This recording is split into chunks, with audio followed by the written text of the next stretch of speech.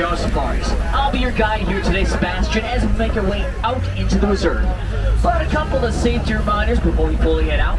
Make sure we're staying seated at all times, keeping our hands, arms, feet, and legs inside the vehicle as we move along here today. We are going to wait for one final bit of clearance. When that lantern up there flashes again, we'll be good to start our safari. Should be going off any moment now. I said it should be going off any moment now. Well, it's been a great 10 seconds with all, but I think it's time to turn around. What do you think? No? I guess we need to try one more time, so how about now, please?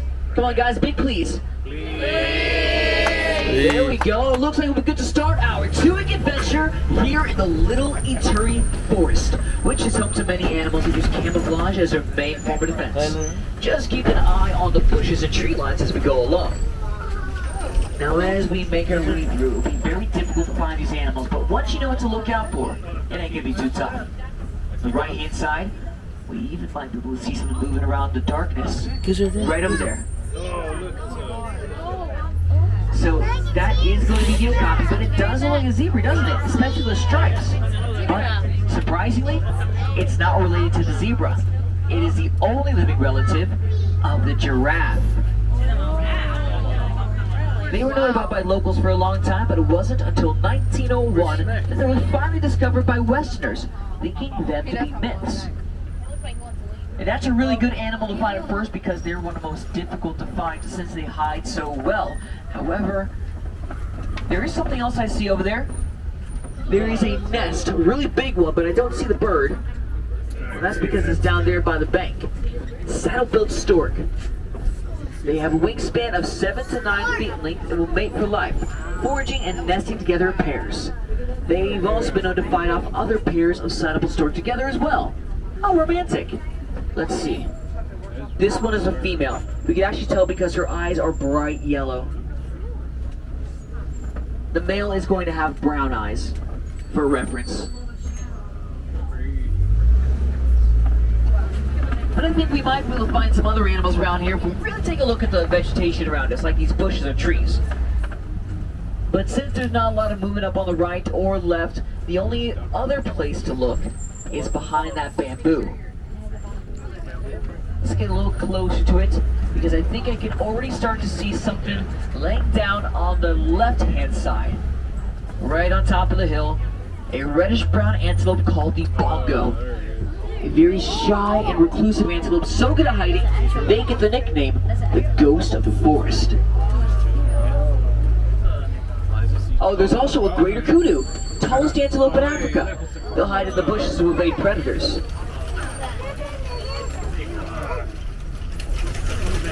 And that was a pretty good start to the safari. So let's continue this luck moving into the Sabi River. Home to many aquatic animals. Just keep your eyes on the banks and in the river below us for anything that might be lurking just beneath. But we have to be careful. The animals here do tend to be a little more territorial and or aggressive. And as we head straight into the middle of the Sabi River, it looks like the first animal we're about to encounter down here is the pink-backed pelicans. One of 8 pelican species in the world. They get their name from their feathers turning pink color during mating season. But you are right, it looks like we do have something else. The hippo. They will stay underneath the water for the majority of the day, spending 7 to 8 minutes at a time completely submerged. They are territorial and will defend these areas with their 18-inch incisors. And my friends, while we look for the animals, just make sure we're not holding up our little ones like Simba. Unfortunately, we cannot stand and we cannot hold up our little ones, but we can have lap sitters if we can't see too well. Besides, that hippo is a bad view anyway, so let's move up ahead and take a look on the left-hand side instead.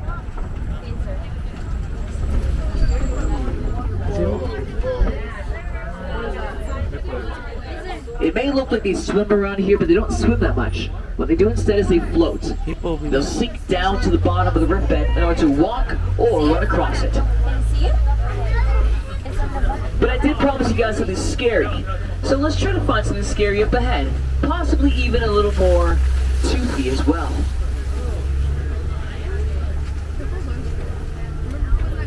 friends.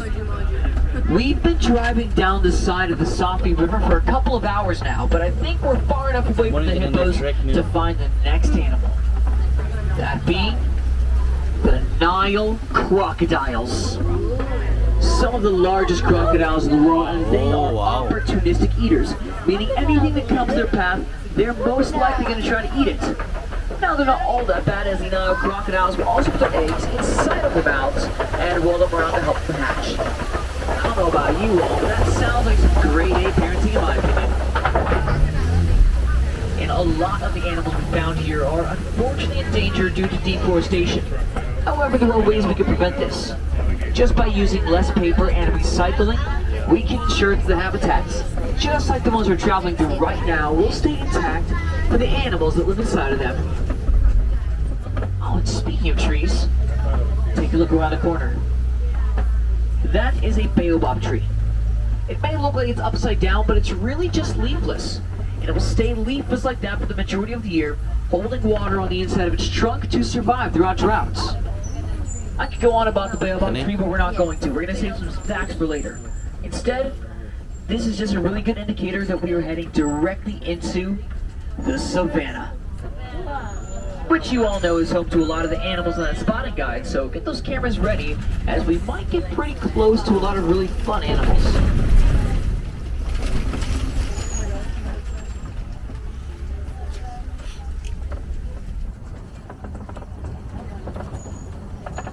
We'll actually start at the bottom of the hill here, where we can see some dirt patches. This dirt is very soft, and some animals have come over here to lay down, and sometimes you look through the back of the tree line, though you can see our first animal. That is a Hartman's mountain zebra through the middle of the clearing. See it, maybe? See its tail going? Now, the Hartman's mountain zebra, I have a question about them. There. Are they white with black stripes or black with white stripes?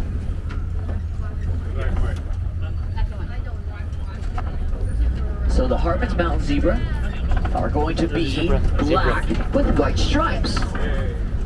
I'll let you know how we know this if we do get another close view of the zebra. There is a Maasai giraffe out there as well. We're going to come back to that one in just a second though, because I also want to check out the rocks over here on the left-hand side. Sometimes animals will go over here to get away from the sun or even to hide away from predators.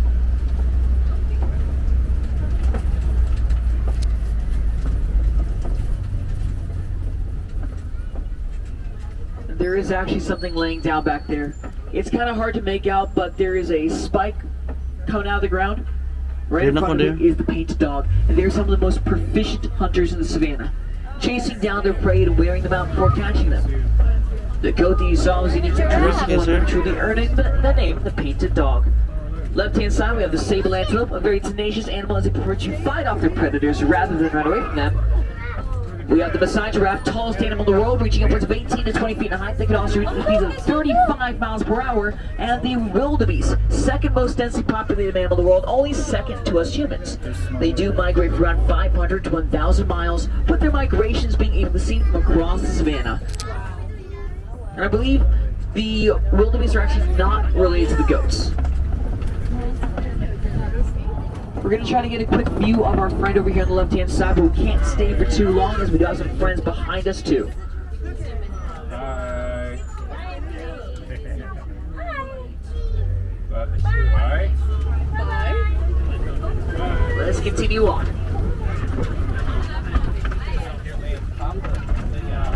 We're going to try to make our way to the back of the savannah to see if there's any other animals we can find. The migratory patterns of many of them are very hard to predict, so tracking them down can be a little difficult sometimes. Oh, look at that. It's coming out, and we can actually see now how they're black with white stripes. They have a black nose, with the white stripes originating from the bridge of their nose. The cool thing is, we don't even know why they have their stripes. It's only a theory that they have them to confuse their predators and or to hide their numbers.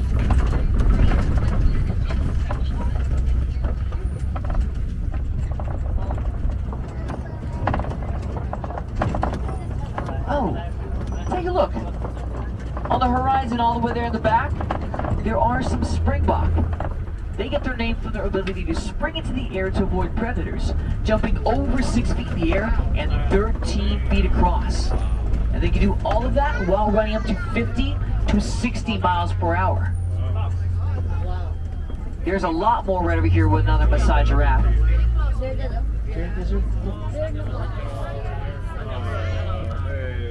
But there is something a little concerning I've been noticing as we've been going along the savannah.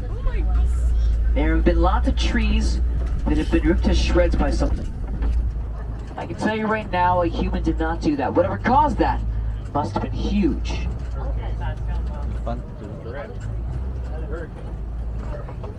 You know, normally we take the pathway on the right-hand side to continue on, but after seeing what we just saw, I think we should go to the left.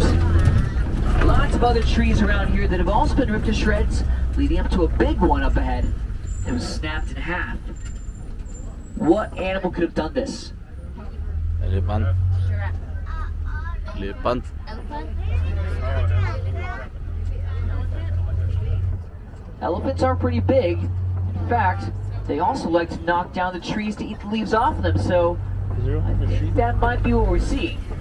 Especially since at the moment, I can see a really familiar tail wagging back and forth with the African elephant over there on the right-hand side. there. A very social animal. Males do tend to be a little more solitary. They will like to knock down the trees, like we said before. And we're lucky that they're over there on the right-hand side. Real quick, if I could show you, on the left-hand side, there's also a mandrill, largest monkey in the world, having a short tail and a bright blue note face. They'll get brighter. Look, there's a monkey over there. Number the bush. But we're lucky they're on the right-hand side because we have to get to the ravine over there. Let's get to the road around the corner, get one more good view of the elephant, and see what else might be waiting for us. Oh, never mind. We're not taking that road. Instead, let's go to the left. Look, is it? Wow. But this is a little bit of a problem, my friends. I've never driven down this road before. Should be fine. As long as we don't pass over any old bridges, we'll be okay. Besides, what's the worst that can happen?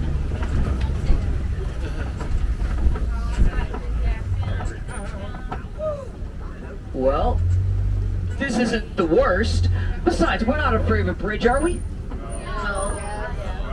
Oh, don't worry about that. We'll take this bridge nice and easy. And don't worry, guys. That's just a feeling of really old wood cracked beneath us. I think we can make it. It looks like we just made it. See? Easy peasy. But not only that, but this bridge did lead us to something else. There's some red clay missing from the side of the wall up ahead. I do know that elephants will eat this stuff to gain minerals and nutrients they don't normally get from day-to-day life. But anything could have done that. I'm gonna look for something a little more significant. Something like tusk marks in the red clay on the left and right hand side. This must mean that we're getting close to them. And on the left, there's the elephant with a baby. Did you see it? It does make sense why we see the elephants around here. This area is rich in a lot of dirt, grass, and mud. They're going to take all that stuff and throw it onto their backs and onto their bodies to protect their skin from the sun like sunscreen.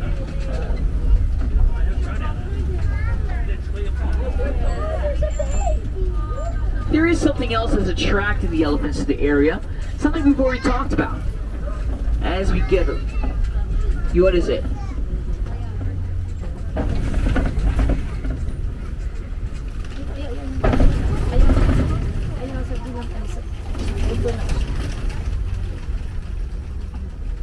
So it's actually to be this right over here. What is this again? The tree? Tree with water The in tree. Yep, the baobab tree. Remember how I said they're filled with water? The elephants will actually ram their tusks inside of these trees to access the water inside. Because of this, the baobab tree sometimes gets the nickname, the Tree of Life.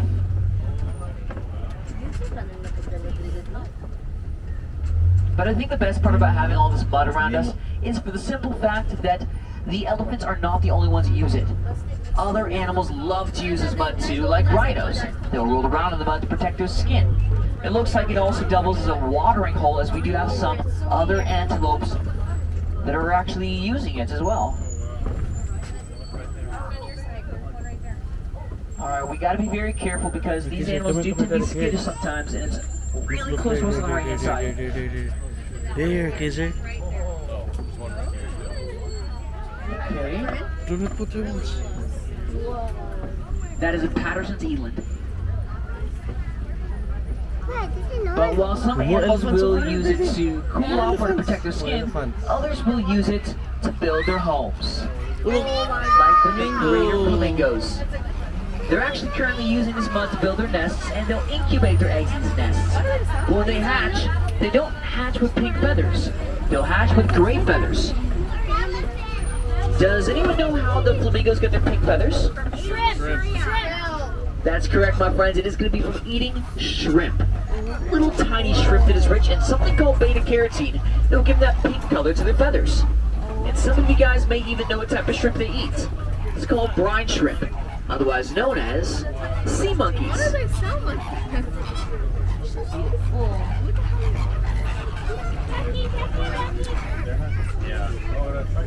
But now, I am going to need everybody's help. Pretty soon we'll be entering into a very dense area of the savannah, so if you do see any animals here, go ahead and point them out and let me know. We'll try to talk about them. Let's see what's up ahead. So it does look like we have a whole bunch of... There's a rhino over there. Wait, no, I'm Other wrong. side, other side. You're right back there. Rhino. We do have some rhinos, but not just any rhinos. Those These are are rhino, white rhino. rhinos. They get their name from a misunderstanding of the Afrikaans word white. W-I-T-E meaning wide because they do have a very wide and flat lip that'll help them graze on grass. The horn that you see is also made out of keratin, the same thing that your fingernails or hair are made out of. But some people do believe that it holds medicinal purposes, which is not true. So they are unfortunately poached for that horn. We're trying to teach as many people as we can about the white rhino to protect their species and to stop them from being poached. Some of you guys even see an animal over there on the right hand side. That is a water buck. Strange antelope as they prefer to stay close to a water source and not move too far away from it. They also have an oily coat that has a distinct smell to it.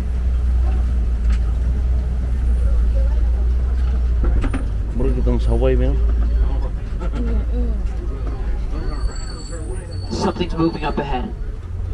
Everyone, Cheetahs yun, ha? take a look up on the left. Here's a cheetah. Cheetah. Cheetah. So not a tiger. Tigers are in Asia, but that Cheetah. is a cheetah.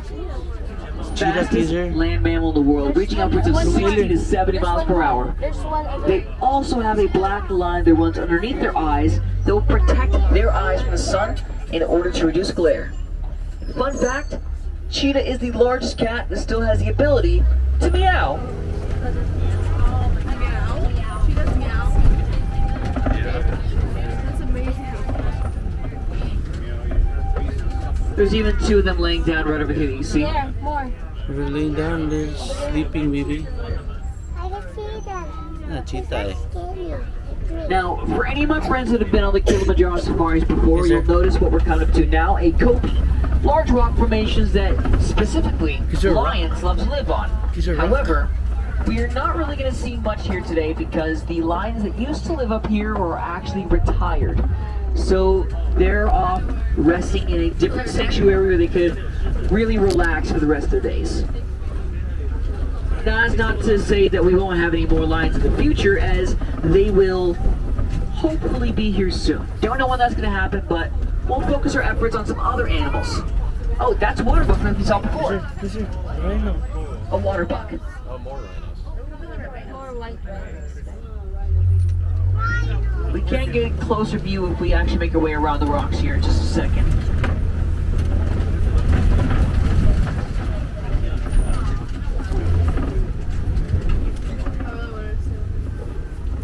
No way. Everyone, look right over there. What animal is that? Pumba. Pumba. Pumba na ko. That is Pumbaa, the warthog. Pumba na They're going to live in the burrows that you see underneath them, but they will like to steal these burrows away from another animal. They have the capability of making their own burrows, but they like to steal them for some reason. Also, their tusks are razor sharp, so it's not an animal we want to get into a fight with. So just like I like to say, it's best not to get into a beef with pork.